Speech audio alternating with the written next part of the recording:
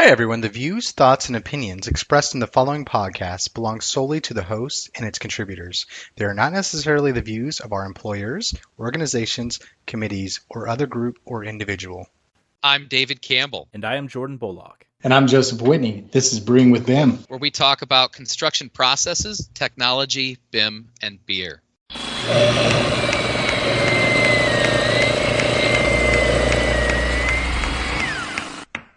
Hey everybody, welcome back to another episode of Brewing with BIM. I'm Joe Whitney, and with me as usual is Dave Campbell. What's going on, Dave? Hey everybody, welcome back. Day 2 of AU, day 2 just started, and very excited here. We have an awesome guest. I'm super excited. Kyle, you want to go ahead and introduce yourself, sir? Hi everyone, I'm Kyle Vance from HP, product specialist on HP SitePrint. So excited to talk about why SitePrint is the future. Yeah, HP, I've had a lot of fun with this particular tool over the past few years. A lot of learning on my part, but it's pretty fun. I got to tell you, what's the coolest, I got to ask you, rather, what's the coolest thing somebody's done with it? I think I win, though, but go ahead. Can you go first? Because I don't want to give something too awesome if yours is not that awesome. Because I don't be like, oh, well, I've done this. So what was yours? I played tic-tac-toe with it. Oh, yeah, that's good. Yeah, that is good. So that's fun. Maybe some things we did a training session recently in a gentleman's father-in-law's aircraft hangar, and we printed some things that maybe men would find funny. He drew them on the ground, and I'll leave it at that. That was a fun one. Even just there was a client was like building a spherical maze, basically. We scaled that down to fit it inside of the pickleball court that we'd printed in their office. Yeah. And we printed this spherical shape that was going to be, again, constructed in full scale at 16th scale. That was a really awesome print to see, and maybe some of this stuff's a little bit like, if you live in the world, you think it's cool. If you don't, you're like, oh, yeah, nice one. But even just some sort of three-dimensional shapes that I print at home. Like, I print a lot at home as when we are releasing a firmware, like testing, that sort of thing, I'll print a lot, basically. Yeah, sure. Your wife loves it all over the driveway. Yeah, it looks really good, yeah, in my garage.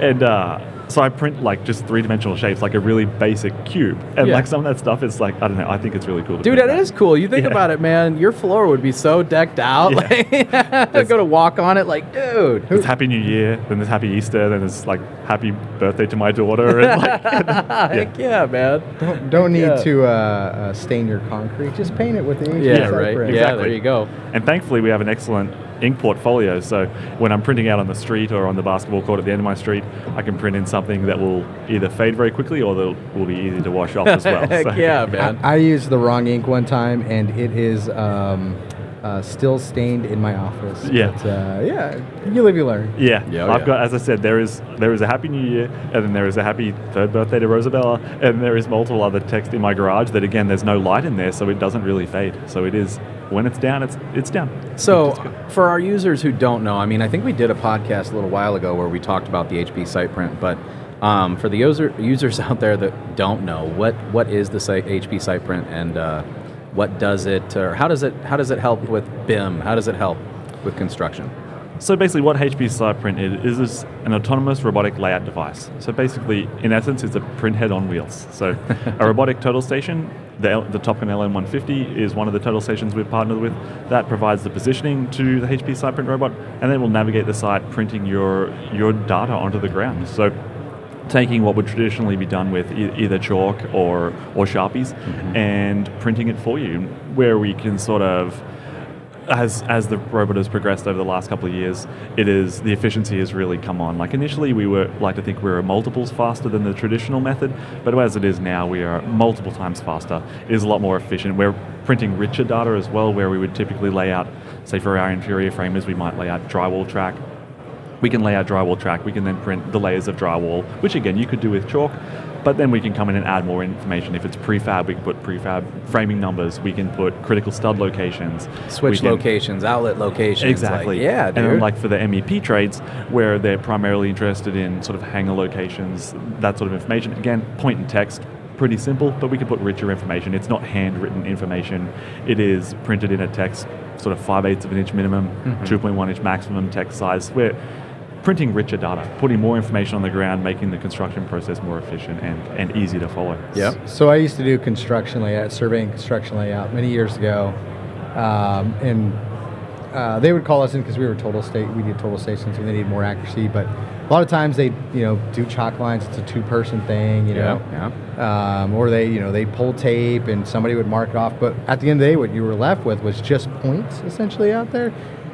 It's hard to visualize what you're installing when there's points, but you're literally printing like shapes on the ground. Like your CAD file, your layout is literally printed on the ground. That is literally some of the most useful thing ever. I've come across like people talking Space about planning, doing you kinda VR. name it, dude. Yeah. They're talking about doing VR or these, renting these warehouses and having this hologram stuff doing. It's like, why? We can just print this on the job site and you can visualize it right well, there. yeah, dude, it's That's so pretty funny. cool. Even just in my basement, right? I'm talking to my wife, and we're thinking about building. We kind of built out my son's bedroom, and she's trying to visualize building out a family room and another bedroom and stuff like that downstairs. And she's telling me I can't visualize it. I'm having trouble seeing it like you do. I can see it in my head, right? But some people can't. They can't just visualize that with their imaginations. And I'm like, dude, check this out. I just went and got blue painter's tape, and I just started putting it on the ground. This is where we're going to put this wall. This is where we're going to put a door.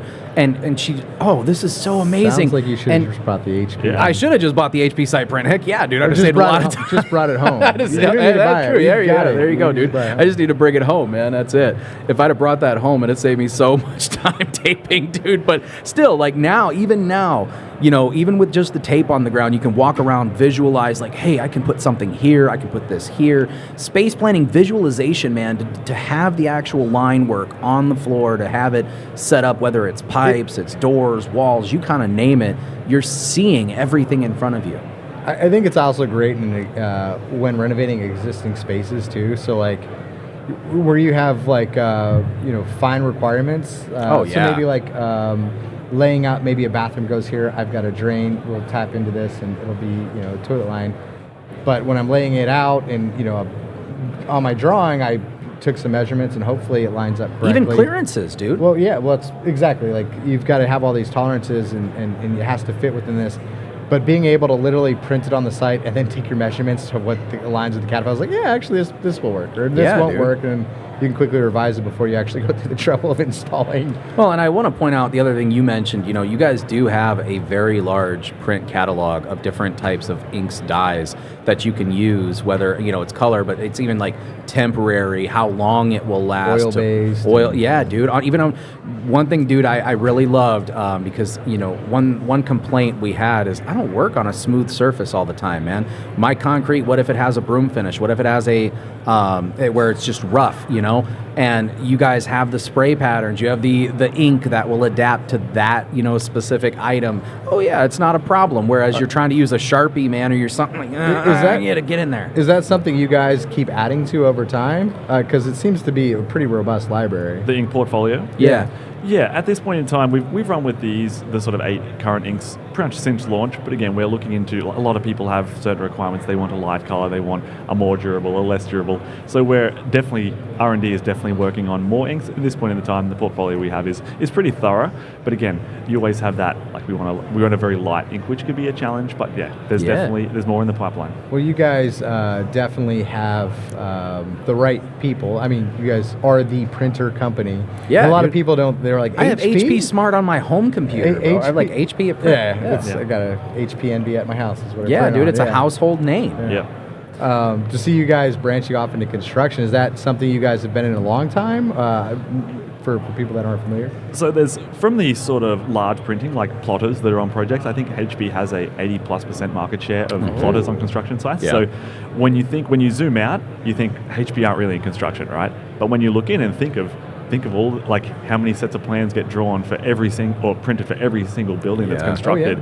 Again, I believe it's greater than 80% is printed on HP plotters. So we haven't really been in construction, but if you sort of want to delve in, there definitely is. You've been in construction. Yeah, so that's what we have. Again, we have that brand awareness in the home, in the office, in the universities. But again, a lot of people are using the HP plotters as it is, which is great. We have a graphics company. It's all HP. We actually sell HP printers out of that office too. Like, HP's, when you think of like engineering and construction blueprints, you guys do own the market there.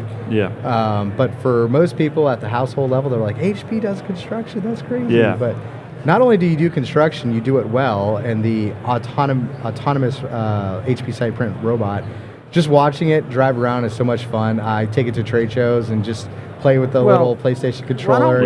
Why don't we take a second to talk about that? Because, I understand it because I've seen it. And I know, it has the sensors in it, it has the positioning sensors and stuff like that. But for someone who doesn't understand that, maybe you haven't seen it yet, what is autonomous about the HP SitePrint? So it's we use a robotic total station to provide the positioning to the robot. That is how all of our line work, or all of our points, to keep it simple, all of our points have a coordinate attached to them, an X and a Y. The robotic total station will provide the positioning and navigate our robot to that X and Y. Then the robot will know through our user interface what to print at those coordinates. We then have 7 sensors on board looking for cliff edges, so be it steps or the edge of a building. Yeah. And then another 3 LiDAR sensors looking for our obstacles. They're looking for our columns, maybe someone walking in front of the robot. And then we have a camera which is used for smart navigation. That smart navigation is used, say we are driving towards a column. Our LiDAR sensors are definitely going to detect it. But if we can use our smart navigation, we will then look at that obstacle. We have a wide field of view there. We will determine a path around that obstacle so we can navigate around that without having to slow down. So that's where the autonomy comes in, and that's same through the user interface as well. There's a fairly new feature of shadowing of obstacles. So say our robotic total station is set up in position A, and there's a column in front of us, that will broadcast a shadow behind it. We know we do rely on line of sight. We can be without line of sight for a few seconds. But we'll be able to determine, look, if I drive behind into this shadow, I'm going to lose line of sight. Yep. So we will not drive into that, basically. And that's sort of the path we've been on. I'm not going to say it's easy to make a robot that prints on the ground, but for a robot to print on the ground and have an operator that can be very near playing on their phone, we want to be able to have that. Like, we want to get towards a point where the robot can be set and forget for long periods of time to get the productivity. Like, if we're printing a line at a time and then we have to intervene, again, we're going to print it and it's going to look great and it's going to do a great job of it, but we need productivity. We want to be able to set the robot and let it run for 45 minutes, an hour and a half, and print that time. That's where we get the big volume and people see a faster return of investment, basically. Yeah. And it's something you actually want to use too. The UI is very clean and easy to use. You upload a CAD file. You literally just select the elements that you actually want to print. You don't even have to select the whole drawing. You could just select, hey, I just need this, and it'll print it. It's pretty cool. That's it, yeah. And when there was a recent job I was on it was a cold storage facility, and we had 2 SitePrint robots. This company owns 2 robots. And I was basically sitting in the middle and I was just working down column lines, and I sat in the middle. I posted on LinkedIn about this. I drained every battery I had. iPhone was done. Tablet that I was using for SitePrint, that was very near done because I was also browsing while running the robot. Laptop was done, storage bank done. It was I think I was printing for 13 hours and I was just sitting in the middle. I was walking ends to get steps, and it's but that's what we want. We don't want you to have to babysit this thing. We want you to be able to, here or there, anyone can use it. If you have some positioning background, it's going to help with the training to speed it on. But again, we can train anyone to use this thing, and that's how it needs to be. Yes, sir. I completely agree. Now, one thing I did want to ask you about, man, because I see it over there, and you kind of mentioned earlier, the surfaces. What kind of different surfaces is HP SitePrint prepared to print on?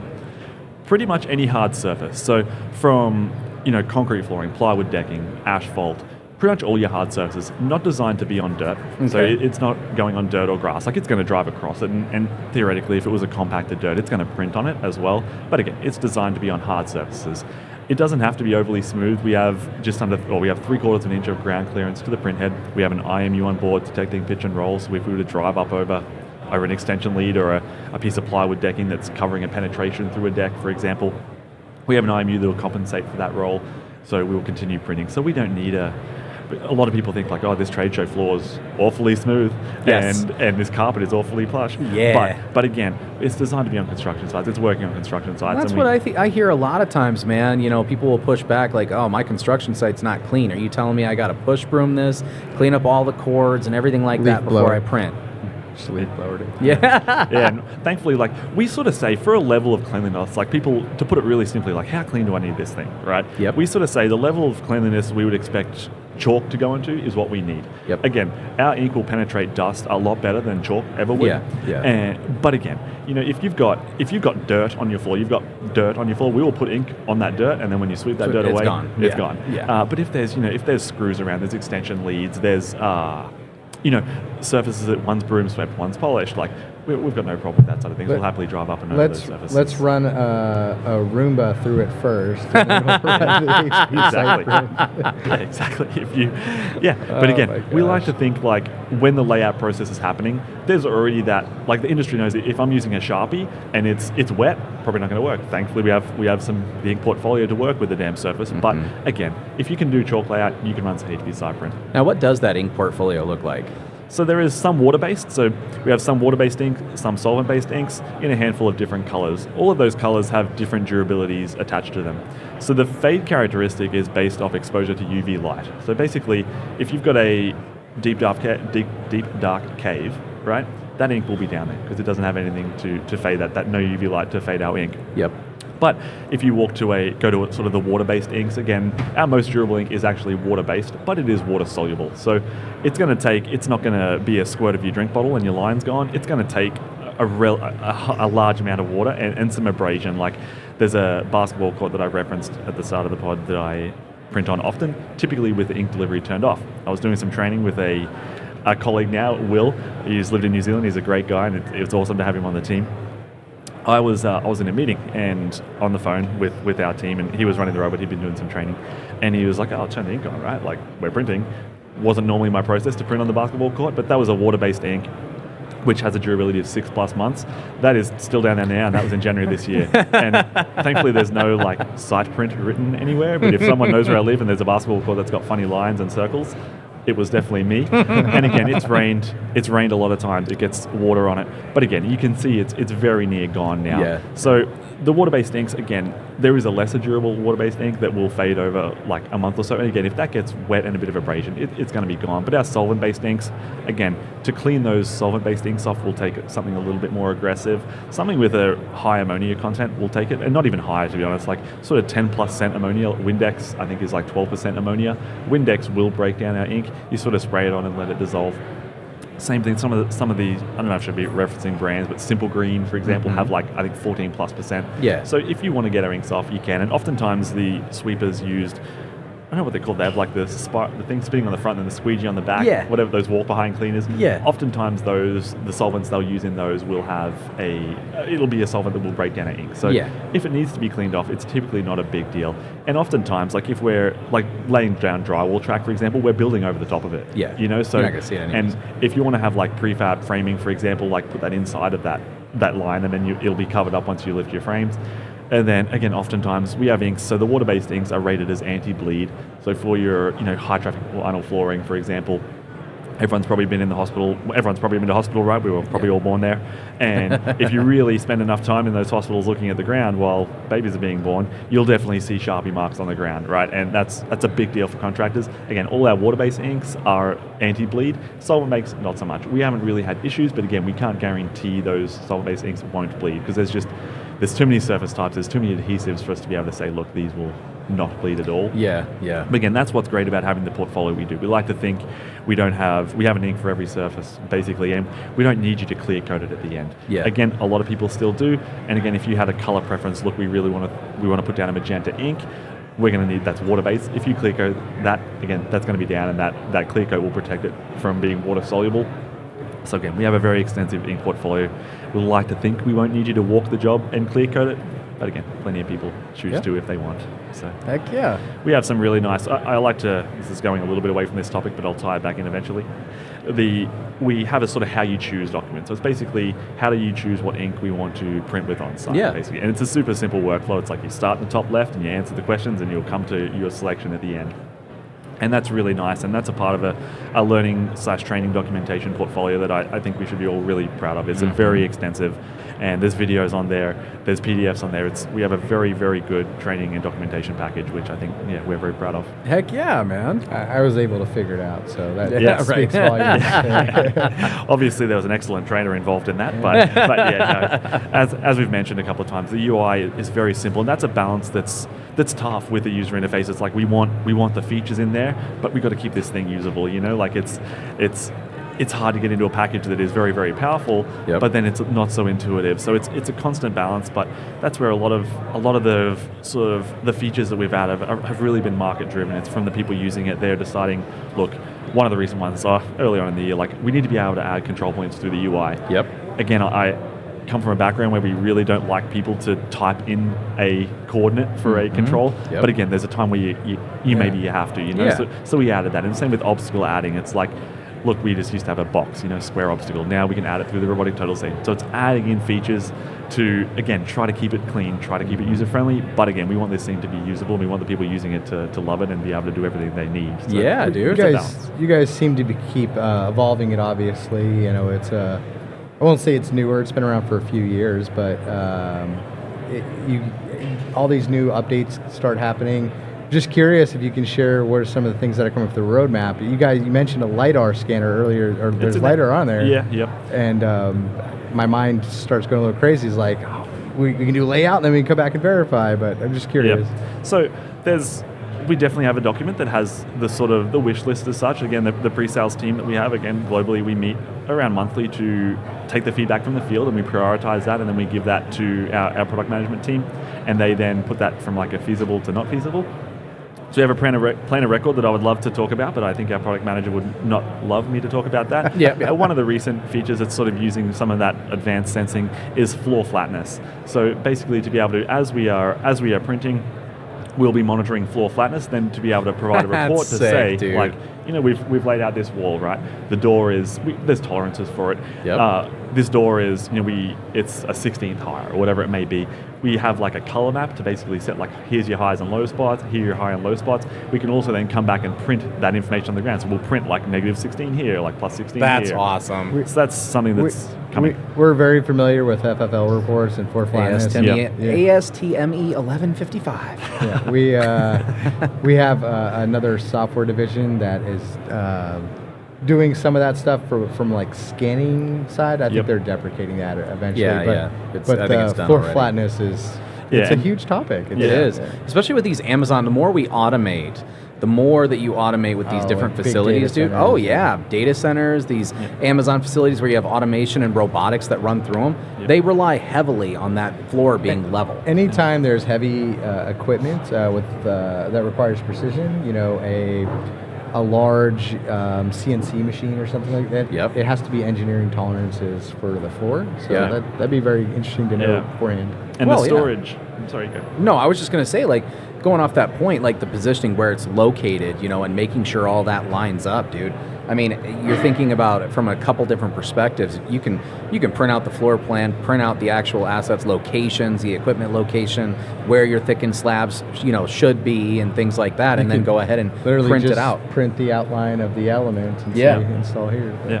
And so with this sort of floor flatness, and again, we're not saying that we're going to have floor flatness reports. Like, again, that takes, there's a little bit more to that than just definitely. But visualizing again, to be able to visualize through our UI, you'll be able to see here is your high spots, here are your low spots, and again, print that on the ground if needed. But one of the great use cases for that is in the sort of warehousing, storage, automated storage, that side of things, where I know there's current processes where we'll print onto the ground like a rack location.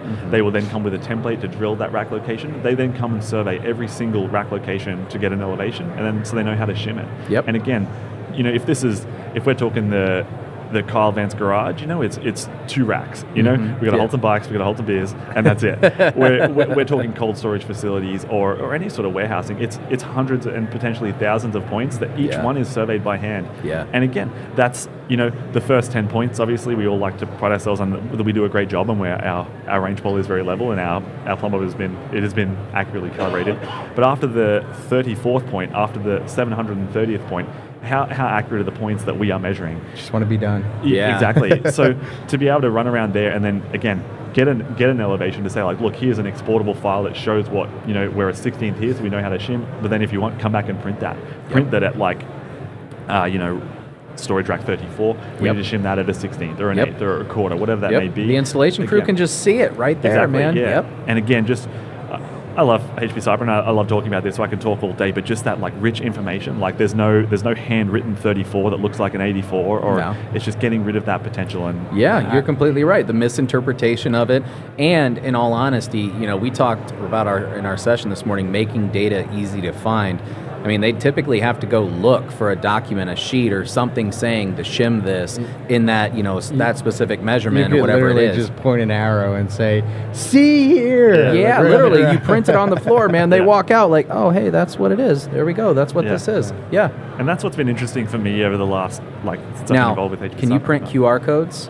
We can print QR codes, yeah. So if you go to our booth, you'll see a couple of QR codes over there. Yeah, dude. Yeah. Let's do it. Let's do it. They're so ACC assets, man. Actually, you can print, you can use barcodes, QR codes, NFC tags. If we're printing equipment, you can actually print the QR code for that equipment that would be located there and pull it up in the model, and they would be able to envision it. Yeah. That's legit. Sorry. Yeah. And we print them in one pass as well. They're 2-inch by 2-inch QR code. And it'll print that QR code on the ground. Again, if you're on asphalt and you try to print a QR code, it's going to be a little bit hard to read. So you need a pretty smooth surface. But again, it's really nice, and it prints it as it is a text element. It prints it in a second. No amount of time. Man, you think about the integrations that you guys could have with VR, MR, AR. Man, that's so sick. Yeah. Well, they don't need to do the integration. They don't. I'm just saying, print it on the ground. Yeah, that's it. Literally, you'd host the VR data or that build model, the asset, in its digital environment, and just print that QR code. I don't even think you need to do the VR piece because we're printing it on the ground. What do you need to visualize? It's there. Can you imagine? Yes, I understand what you're saying there, but I mean, if that field personnel has, obviously they can take it and maybe it goes to the sectioned asset inside of the 3D model, they'd be able to envision it, things like that. But I mean, even being able to step into it and see not just this piece, but then everything that's connected to it, to see the overlay of the wall in front of you. You're seeing the print on the ground, and most people are going to look at that and they're going to see the drywall layers. But can you imagine? Yeah, that's pretty loud. Can you imagine seeing like the MR? You're looking at the print on the ground, but at the same time, AR, MR, you're looking at that wall right in front of you, all 3 layers or whatever it is, that asset in front of you fully assembled, that we can tie into. See how it plugs in, see where it goes, I think you like VR more than I do. Oh, brother, I love it. AI I geek out on this stuff, man. I love it. I mean, all the visualization that we can get for field teams, for anybody involved with that, the more visualization, the better that we are. If you can clearly define, like this piece of equipment, where that connection goes, how it runs along the wall, where the conduit goes up. Yeah, that's why I like it printed on the ground. I do too, dude. So you've been doing this for how long, Kyle? I've been with HP coming on to 2 years. So about to be 2 years. So it's not a long time. What were you doing before? So I come from a SiteTech dealer. So I was in a sort of training role for the machine control and servo control software. So positioning. So that was sort of where that positioning sort of still carried picking over. them up, carrying that over there. That is impressive. Sounds like a stampede. Dude. I thought it was feedback in the headphones. It's a coffee stampede. If it was lunch, you would have seen me running. But they don't feed vendors. You eat when you go home.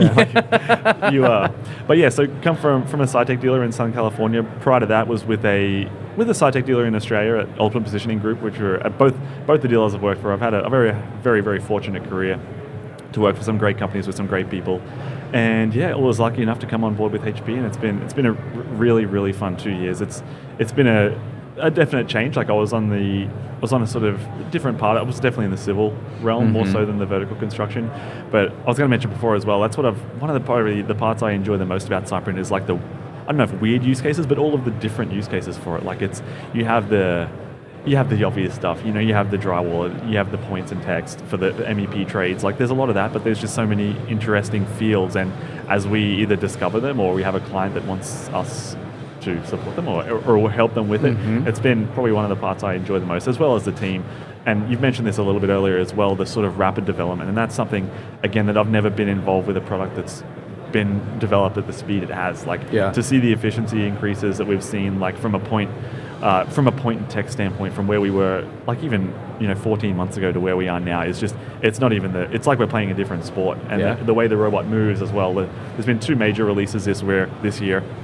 One in January, one in September, sort of Value Pack 2, Value Pack 3, and just the differences in that. It's for what is still a relatively small team that work on HP SitePrint. I can't believe the development that's happened in a year, and it's fun. I love how responsive you guys are too. I've reached out to Caitlin in the past, yourself, and if I send like a group email, somebody you don't even respond to the email. Somebody just calls me like, hey, you guys are, what are you trying to do? What's going on? Oh, you just got to do this, this, and this. And it's usually your user error because, again, I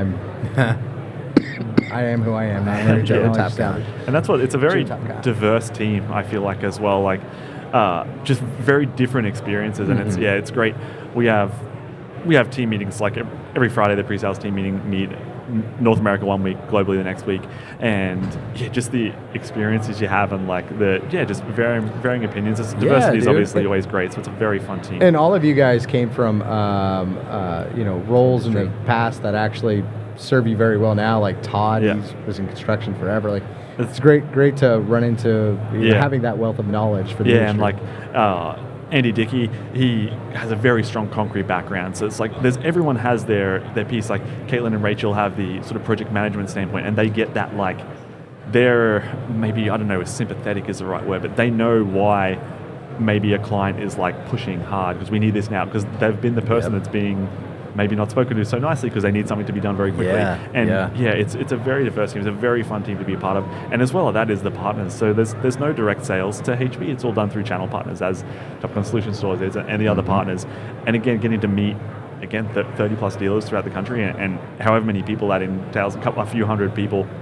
Again, there's so many different people with different experiences, and people that, like, some people are sort of skeptical at first and they don't really see a use case, and then they see it like, oh, like, I just didn't even think that this would be used for this. And it's been a very, very fun time to sort of stand up a channel and be working with a product that's developed so rapidly. Heck yeah, man. Now, you guys, you said that you don't really do grass, but do you turf?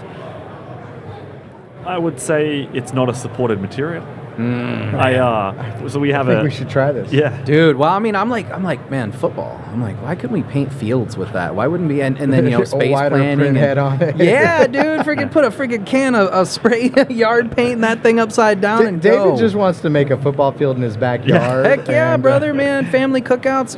He's got to draw me a football field. He literally has enough kids to make 2 teams. I have 5 kids, bro. So yeah, I got a mini football team. If I can lay that out in my backyard in the field, let's go. Good on you. Lots of kids is. I feel like I have one at the moment, and I feel like I read all the stuff. It's like, have as many as you can, because like it might be a struggle buying 65 diapers a day. Yeah. But then like it'll pay later, and it's just that battle of like I want to do that, but they cost so much. Things are so expensive. You live in California, so they keep growing, dude. Shit, I live in Indiana. My kids keep growing there. Expensive. Yeah, you went through a pair of shoes. I just bought those. We just started school 2 months ago. You outgrew them? I have 3, and I'm done at 3. But if I could have 10 dozen, if I could afford to have 10 dozen. I listened to a random podcast with a lady recently, and she was saying how, like, I told my wife about this. She was like, her only regret in life. She's like 43 and has like was appearing to be quite well off, and she had 7 kids, and she's like, my only regret is I didn't start soon enough.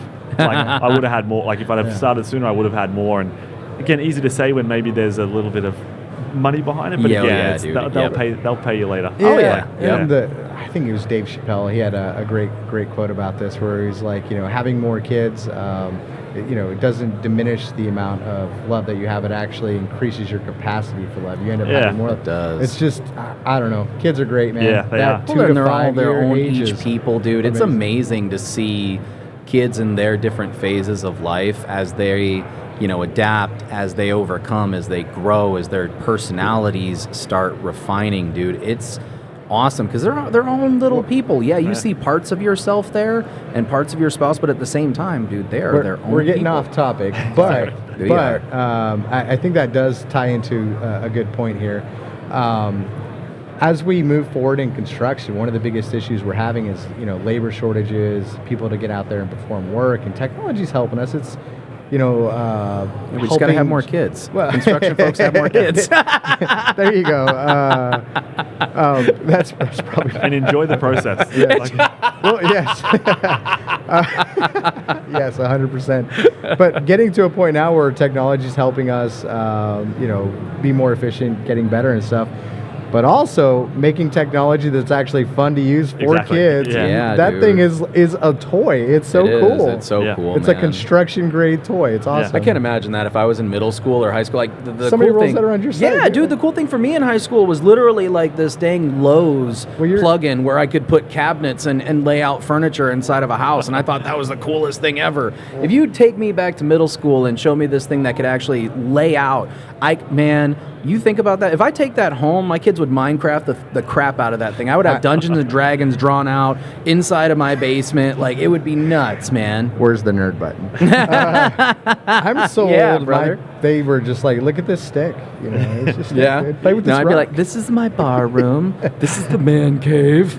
You step behind this door. I feel like I'm old enough. The cool thing at school was a recorder. Yeah, And dude. not like recording the thing. Yeah, the little three blind mice. instrument. That was the like cool thing. My 11-year-old brought one home a few years ago, and we still play with it. Just have fun. Yeah, dude. Oh my gosh, I hate recorders now. I still, as a parent, I'm like, oh, three blind mice. Great job, Hot buddy. cross buns. Oh, it's the same song. So I think we're nearing our time here, Kyle. We like to finish with two questions. One is, if you could snap your fingers and solve a problem today in construction, what would you solve? That's a tough one. I feel like, for me, I feel like we're working on the path is like get people excited about it. Like people think, and I hate the perception that it's Educating people. Maybe, I don't know if thought of less, but it isn't like a career you would aspire to. Like you're kidding yourself. Like this is awesome. And I get to drive around a robot? Heck yeah, man. If you don't like knocking in nails or you don't like digging holes for plumbing pipes to go in, like that's not construction. Like that is a very small part of it. So I just wish I could snap my finger and it'd be the cool thing to do. You know, It's crazy. So this will lead into the next question too. But like, we're at this conference surrounded by all these booths. There's AI, there's positioning, there's scanners, there's all kinds of cool technology, and this is construction. And even if buildings have to get built. Somebody has to do this stuff. Somebody has to dig the ditch. But it's not you're getting in there with a shovel. You get to play on an excavator, dude. You get to play with a nail gun. We use technology to get things done nowadays, man. There are cool tools. My 7-year-old goes outside with me when I do a lot of welding and fabrication and stuff, and he comes outside with me and he's like, Dad, can I have that wood over there? I'm like, yeah, you want some nails? And he's just sitting there smashing stuff together. Yeah. He's like, this is going to be Thor's hammer. And I'm like, all right, cool, man. Yeah. Get it. But yeah, that's one. It's just I hate the perception that it's not like it's like archaic. It's not like you can work for an archaic company and there's stonemasons that do incredible work with hand tools and I'm not discrediting them, but that's an art. They love that. It is. There's a lot of exciting products and I wish it was cooler. Well, and layout in itself is an art, and it's a thing that you need to be able to get accurate. Because that's another thing. If you really want to talk about it, layout is an art in itself too. Because the layout, the people responsible for layout, I mean, that's a lot of responsibility to go out, lay out walls, penetrations, things like that. Like you are going out before people set up, before they go out and build. If you're off, the rest of the project is going, people are going to get mad, dude. Yeah, you're off on layout.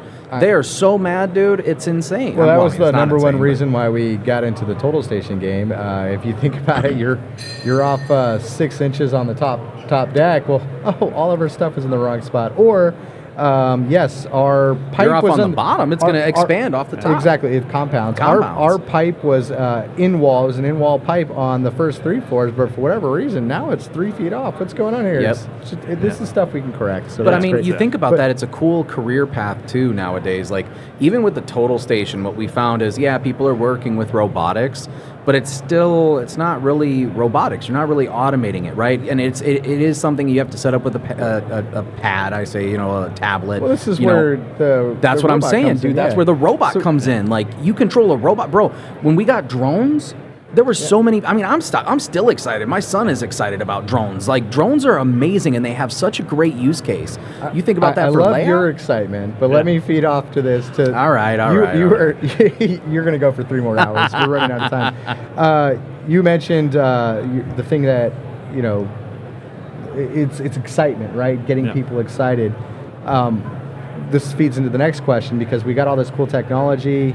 What's coming in the new phases? What's the new technology that gets you excited? You can be biased and say HP SitePrint related stuff. I feel like more products coming out of HP Construction Services. Basically, I'll leave it at that. Yeah. There has Okay. been some, if you look online, you can search, but there's a lot of really exciting things coming from HP Construction Services, and I think a lot of it all ties in together. But that, and again, I feel like there's so many little aspects that I think, like the drone side, I used to delve a little bit into that field. So there's sort of the availability to automate processes that no one wants to do. I Yep. feel like that is Exactly, like a great dude. thing that's Yes. coming. It's like, if it's, again, products that I know we have coming within construction services Yep. that are taking just down to simple stuff like reporting, like simple things like reporting, which are not maybe the most exciting thing to do, but just making that more, I don't know, fun. I don't know. Have you ever made crystal reports before? It's riveting. Exactly. But yeah, I just think, there's a lot of exciting products within HP Construction Services. And then again, I feel like if you walk around at this show, there's so many ways. Like with 3D printing is very, very cool. Yeah. And again, I know I've nothing got about several it. 3D printers. Yeah, I know nothing about it, and I would love to think I had the time, more time to mess with it. But again, it's cool that HP have a huge division of 3D printing. There's a lot, and what that opens up to us. Did you go down to the makerspace and see the CNC and the 3D printers? Yeah, I want to do the tour. Like I want to do the end to end and make the little keyboard. Oh, you can do. I didn't. We just went over and started talking with them. I didn't even know that. Yeah, now you like. Again, I'm probably going to butcher what you do, but you start at one end. I believe you sort of watch this is how we CNC machine the base plate, and then you walk through and you get guided through building yourself a little keyboard. And if I wasn't being forced to work, I would head down there and go through that. Yeah, I'm man. building my own CNC machine. You can come over, man. Really? Yeah. Yeah, you just got to cut me a freaking chess set. That's what I want. Give me a chess set, You brother. can buy them on Amazon for No, make me $9.99. one. But yeah, so I think summing that up, I think there's a lot of very exciting products. Again, what I think is, I just say within HP SitePrint, again, I just love the rapid development. And again, and all of the other technologies, like AI technologies, that is just accelerating all of that. So it's only going to get more exciting and better and Heck more yeah, fun dude. to work with. Well, I love your passion for it. I want to thank you for joining us, and thank you very look forward. much. Maybe we can do some more in the future and Yeah, absolutely, talk anytime. about these things that are on the website that are coming. Yeah, absolutely. Thank you for having us. Most importantly, it's great. Obviously, I'll talk about this with anyone. So if you're at Autodesk University and you get stuck talking to a guy that's rambling about SitePrint, odds are it was probably me. So but reach me on LinkedIn if you ever want to chat about it. I'll happily chat. Awesome. Thanks again. Thank you all. Thank you for Thank you having for us. your time. Yep.